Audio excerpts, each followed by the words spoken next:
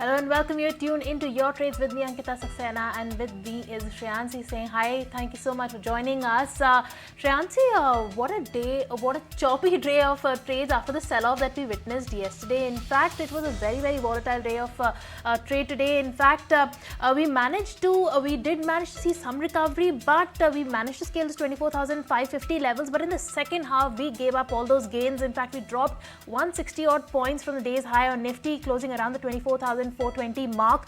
Nifty Bank was also down 230 points of the day's highest point. Broader markets also managed to recover a bit, but could not hold on to those gains. In fact, they were definitely outperforming the benchmark indices, but nonetheless, Nifty small cap still managed to hold on to 1% of gains there, 1.25%, but we could not manage to hold on to the gains the recovery that it had posted. Now, a couple of stocks that were in focus today. Bajaj Finance was the top Nifty gainer, was buzzing away on the back of strong Q2 results. Besides that, we had Coforge and Persistent from the IT pack that was soaring away in trading with gains of almost 12 odd percent. They were really powering the Nifty IT index, which was up 3% today, also the top sectoral gainer. So these were the two stocks that were also buzzing in the IT index. But apart from that, look at Varun Beverages. That stock has been in the news from the last 2-3 days. In fact, it was really holding on, to gains yesterday, also in a somber market, and today also that was buzzing away on the back of bullish brokerage notes that came on Varun Beverages. Besides that, we have Deepak Fertilizer, which was trading with gains of almost 16%. Amber Enterprises also was buzzing yesterday, and it was trading with gains of almost 12% today as well. These were the names that were really holding on to some strong gains. On the losing side, on the Nifty, if you look at Nifty on the losing side, we had a couple of names like we had the M&M, we had the Sun Pharma, we had Eicher Motors, Power Grids, all trading with cuts of almost 2%. So largely, Shreyansi, it was a somber day of trade, a very volatile day of trade coming in there. But what are the other news flow that we are tracking? Well, absolutely, and there was a lot to keep track of even in this somber day, because of course in the thick of the earnings season and in terms of a Q2 impact, you do have Bajaj Finance, Coforge as well as Persistent. Those were the three counters that remained in focus. Of course, Coforge had a good set, though the margin was impacted. Persistent had that steady set also come in, and one brokerage note as well. MOSN has maintained a buy on the counter, and Persistent was the one that was buzzing away in trade as well, along with Bajaj Finance on the back of those mixed numbers that we saw come in for Bajaj Finance as well. Then if you look at what else was really happening in the market, now of course you didn't have ONGC or Reliance Industries buzzing on the back of this largely, but the government is mulling scrapping windfall tax on crude oil, and that is an important update that we're keeping an eye on, because the government has talked about how there's no relevance now of imposing windfall tax on crude. This, of course, is a consideration that's going to be bringing down the gross refining margins that Reliance as well as ONGC have. So that, but then, of course, when you take a look at the stocks, largely muted reaction coming in on both of those counts. But when you take a look at HUL as well as ITC, those were the FMCG heavyweights that were in focus throughout the trading session. Margins are expected to slip when it comes to HUL in terms of what is being penciled in. And when you take a look at ITC as well, that's the one to watch out for on the back of that revenue uptick that we're penciling in. At this point, of course, there's Baiju's as well. Beleaguered Baiju's, of course, has been in focus, and that's the one that that has been in focus on account of the Supreme Court junking that earlier NCLAT order allowing Baiju's to settle those dues to BCCI as well, which is the cricket governing body. So those were actually the kind of updates that we were looking at. A host of those counters buzzing away on the back of earnings reactions as well as expectations, Ankita. All right, let's get techie then. Ruchit Jain, the lead 5paisa.com, is joining us now. Hi, thank you so much for joining us, Ruchit. Ruchit, a very volatile day of trade today. In fact, after the sell-off that we saw coming in yesterday, are we really pausing for another, another slowdown, another breakdown, or from here on we will see a reversal? Yeah, very good afternoon to both of you. Well, in last few trading sessions, we have seen this sell-off, especially in the entire month of October, has mainly been led by FIIs selling. They have not only sold very aggressively in the cash segment, but also in the index futures, they have short positions, and the long short ratio just stands around 32 or 33%. So which indicates that around 68% of the positions are still on the short side. So as of now, there is no change in the data yet. We have not seen any kinds of short covering happening. So until we see the shorts getting covered, I think any pullback moves would be sold into in the market. And what we can see that the today also we witnessed some pullback moves, but at high levels again selling pressure was seen. So 24,600, 24,700 continues to remain a resistance range.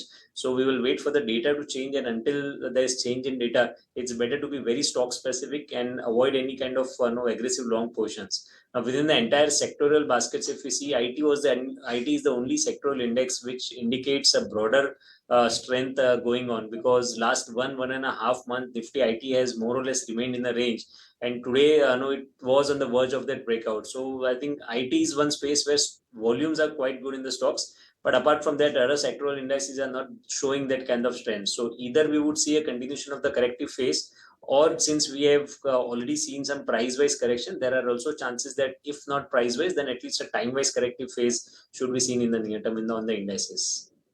Right, so IT is the one that makes it to Ruchit's radar then. But Ruchit, which are the picks that you have for our viewers then?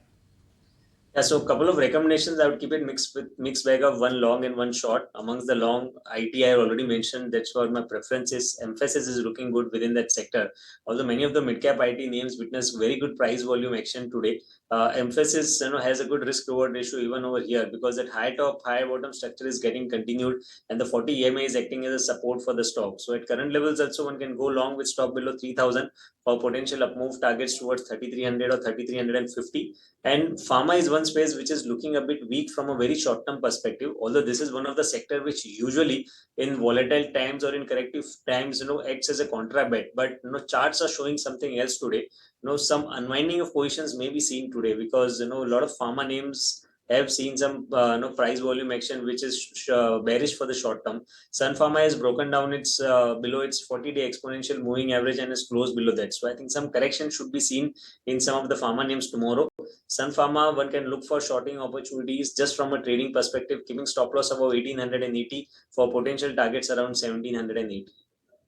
All right, shorting opportunity building up for tomorrow in the pharma sector. But Ruchit, thank you so much for joining us on that note. We will let you go, but let's go across to the word from the wise. And no reason to worry with the current correction in play. That's the word coming in from Goldilocks Premium Research. Gautam Shah says that the upside on Indian equities continues to be intact. Let's go across and listen in. This period, world markets have been extremely strong and Indian markets have gone the other way. But I think this is a platform to the next leg of the bull trend. I do believe that the medium-term, long-term uptrend of the markets remains intact, and this is not any major trend reversal which people have started to talk about. This is another healthy correction like we've seen multiple times in the last 3 years. The market is already very, very light. In terms of levels, I think we have been working with 24,000 as a number where the risk reward once again becomes very lucrative to take long trades. And we are getting into a seasonally positive period of November and December, and obviously with Diwali being next week. So I do believe that the current fall is a little overdone. The markets are gradually getting oversold, and I don't see more than 2, 3, 4% downside from here, whereas the upside potential is equally large. So this is an opportunity. One should make the most of it and not really think very short term. All right, there you go. So that's the word coming in from Gautam Shah of Goldilocks Premium Research as well. But time for a very quick breather on this edition of Your Trades. When we come back, we'll take a look at how the derivatives roundup is shaping up. So don't go anywhere.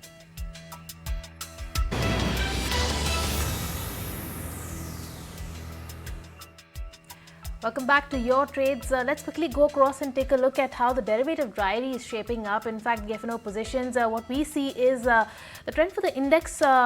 The trend for the index future and the trend for the Nifty, we see long unwinding happening, and so is on Nifty Bank that we see long unwinding happen, which is indicative for more bearish trend, which means that there are more shorting positions that people have, more sell-off positions that people have taken.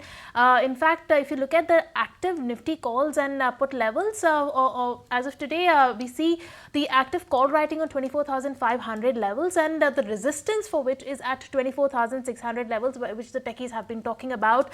Active puts have been, the put writing has been on 24,400 levels, and the put writing is on the 24,300 levels. So these are the levels that we are largely tracking as far as the derivatives are concerned. Long unwinding, indicative of a more bearish trend in the market. That's where the derivatives diary is at.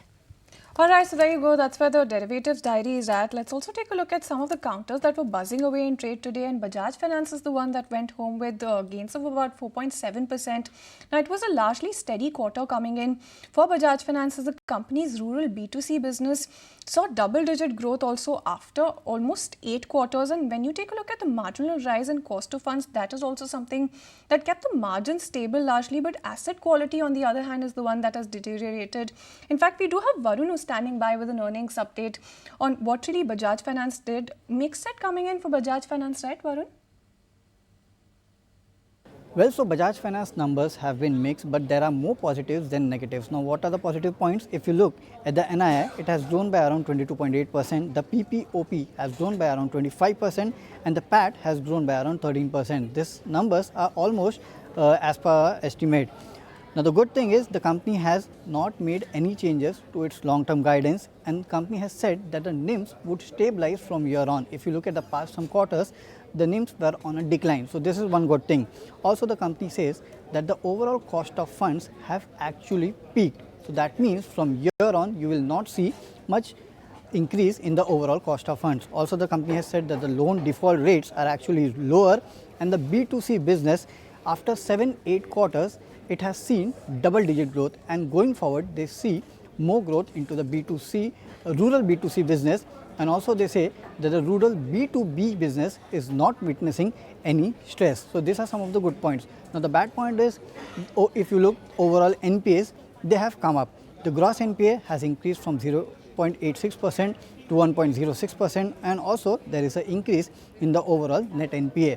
Brokerage houses have actually cut their price target. Jefferies has cut it from 8620 to 8400, and JP Morgan has cut from 8000 to 7300, and basically these cuts are owing to the increase in gross NPA number. But if you look at the overall performance of the company, especially on the NIM and the cost of fund, the guidance or the commentary that the company has given, it is very good, and that's the reason you're seeing the stock is buzzing in trade today. And well, moving on to another buzzer in trade, Persistent System that was soaring on the back of its Q2 results. Sandeep Kalra, who's the CEO of Persistent Systems, shared his outlook on demand and growth environment going forward. He also added that the healthcare and BFSI segment will continue to lead the growth. Let's go across and take a look. We delivered 18.4% year-on-year growth, 5.3% sequential growth, and the total revenue came in at $345.5 million. Now, if you look at within that, the segmental growth, it was led by healthcare life sciences at 71.2% year-on-year, and BFSI came in at 15.3% on a year-on-year basis. Now, if we were to look at the overall demand environment, I wouldn't say that it has changed significantly. There are small green shoots in terms of financial services where we are seeing discussions about newer programs, discussions about things that are leading to either revenue growth or adoption of AI in making, whether customer experience, whether operations, or even the application development, etc., more smarter, better, and so on and so forth. Now, market still is cautious because there are dynamics like the US elections, there is the Middle East crisis. All right, then that was a word coming in from the management of Persistent Systems. Let's keep it going with the stocks that were buzzing away in trade. When you take a look at M&M Finance, that's the one that went home with cuts of about 5% after it posted that weak set of Q2 numbers as well as trimmed its financial year 25 guidance as well. Varun is standing by with more details. Varun, busy day for you, but tell us a little more about M&M Finance as well. Well, so if you look at the results of M&M Finance, on the face of it, it looks like the results are good because the NII has gone up by 14%, the PAT has gone up by 57%, but if you look at the internals, they are actually weak because the disbursement has gone down by 1% on a year-on-year basis, and also the GS, that means the gross NPAs, they have gone up from 3.6% to 3.8% on a quarter-on-quarter basis. Also, the credit cost for the company has gone up drastically from 1.5% to 2.5% on a quarter-on-quarter basis, and the provisioning has actually increased from 448 crores to 700 crores. Street was estimating that the provisioning would be somewhere around 500 to 550 crores, but it has come way ahead of street estimate, and the provisioning has actually gone up. Also, the management has cut its guidance. The guidance for ROA has been cut from 2.2, 2.2 to 2.5 to around 1.8 to 2% for FY25. The management expects the NIMs to be stable and the AUM growth to be 1.8 to 2 times by the end of FY25. Now the management says that overall there is an uptick in rural demand. Also, they say that the increase in GS3 was basically because of stress in tractor segment, especially in the highly dependent agriculture state. But brokerage houses have actually cut the price target, looking at the ROA cut guidance, and CLSA, Nuama, Motilal, all three have actually cut the price target on M&M Finance, and hence you are seeing that there is a pressure on M&M Finance after the results. All right, a couple of other earnings candidates then, Godrej Properties, NIIT Learning, KPIT Tech, Bajaj Finserv, all of them came out with it Q2 results. Gaurav is joining us right now with all those results and other stocks that were in focus. Well, yes, a lot of numbers have come in and we have seen a lot of actions on the back of the number. So first, let's talk about Godrej Properties. We saw around 400% of increase in net profitability, and at the same time we saw booking value increase almost by 3% on a YY basis. Collections was actually a great strength for Godrej Properties in this quarter. It went up almost by 68%, but when we talk about area sold, that has gone down almost by 2%. Overall, the result impact was positive on the stock price. Next, let's talk about NIIT Learning, because when we talk about net revenue, that has increased almost by 4%, while PAT has gone up almost by 21%. But the problem here was that when we talk about EBITDA margin, there we saw a contraction of around 150 basis points. Next, let's talk about KPIT Tech. When we talk about revenue, that increased almost by 7% on a sequential basis, but profitability was flat, and at the same time EBIT margins declined almost by 57 basis points. As a result, we saw some weakness in this counter. Next, let's talk about Bajaj Finserv, because when we talk about numbers, the numbers were a little good. Net profit increased almost by 8%. General insurance profitability increased almost by 6% on a YY basis. And when we talk about life insurance, the VNB growth was at 3% levels. So as a result, we saw some uptick in this counter as well. Lastly, let's also watch out for Heritage Foods on the back of the numbers, because when we talk about numbers, revenue increased almost by 4%. Net profit was up almost by 100%, but this was below street's expectation, and as a result, we saw some pressure. And lastly, let's also watch out for BHEL, because as per new development, L&T has been lowest bidder for NTPC's thermal power project, and now this creates a risk for BHEL, because what Macquarie says is that the 100% market share is no longer a bull case scenario for BHEL, and it creates incremental risk on the incremental flows on orders for BHEL. As a result, we saw some pressure in this counter as well. So definitely watching out on all these counters on the back of the numbers as well as news flow that have come in. All right, thanks Gaurav for that update coming in. So that's about all of those counters that were buzzing away on account of those updates coming in. But let's keep it going with earnings, because IndusInd Bank is also all set to report its numbers. What is really being penciled in, Gaurav, for this one? Another quarter of weak profit on the cards? Well, yes, IndusInd Bank is set to come up with the second quarter's numbers. We have already seen some kind of weakness in the pre-provisional updates, but when it comes to profitability, now Street is not expecting anything different. They are also expecting some kind of weakness in this quarter's profitability. When we talk about net interest income, that might go up almost by 8% on a YY basis, and when we talk about the growth, that might be led by the segment which is low yielding, and that is the reason why they are expecting net interest margins to decline almost by 5 basis points on a sequential basis. Now that can come to around 4.2% levels. When it comes to PPOP, there also we may see the same trend, because we may see OPEX growth being a little bit of flattish, and at the same time we may also see fee income being a little higher.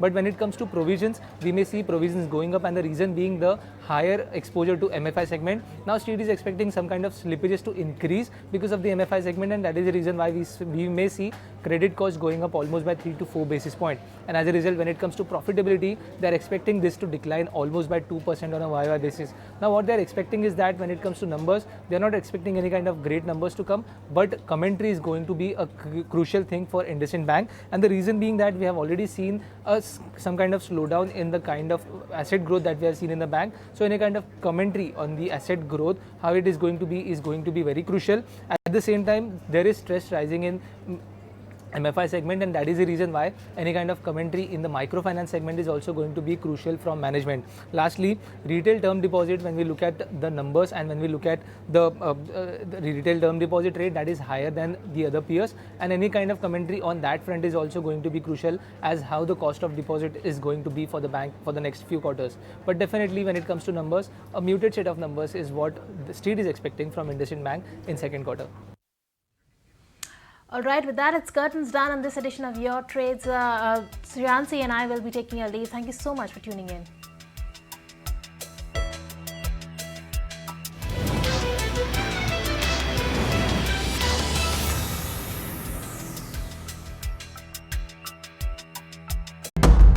There comes a time when your heart calls for you to arise.